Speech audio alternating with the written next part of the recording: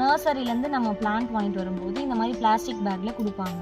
So இந்த மாதிரி plastic பேக்கில் கொடுக்குறத நம்ம இப்படி ஸ்ட்ரெயிட்டாக கட் பண்ணி ஓப்பன் பண்ணி நடக்கூடாது. ஏன் இப்படி ஸ்ட்ரெயிட்டாக கட் பண்ணி ஓப்பன் பண்ணக்கூடாதுன்னா இதில் வேறு சுற்றி இருக்க மண் வந்து உதிர்ந்துடும்.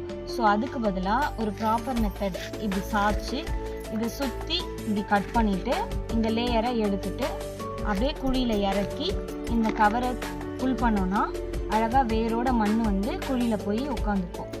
எப்படி பண்ணணும்னு காட்டுறோம் வாங்க.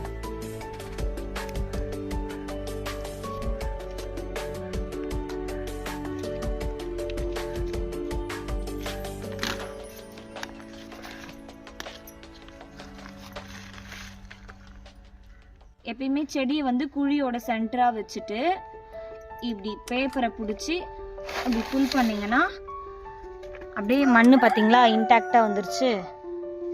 ஸோ இந்த மாதிரி தான் எடுக்கணும்.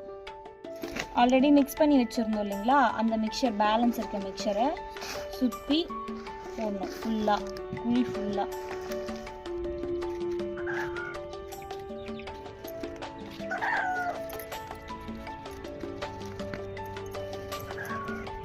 தேங்காவோட மட்டையை வந்து செடியை சுற்றி வைக்கணும். எதுக்காக வைக்கணும்னு பார்த்தீங்கன்னா, நம்ம தண்ணி விட்றோம் இல்லைங்களா, அந்த தண்ணியோட ஈரப்பதத்தை வேருக்கும் செடிக்கும் தக்க வச்சுக்கிறதுக்காக செடியை சுற்றி இந்த மாதிரி தென்னை மட்டை வச்சு வைக்கணும்.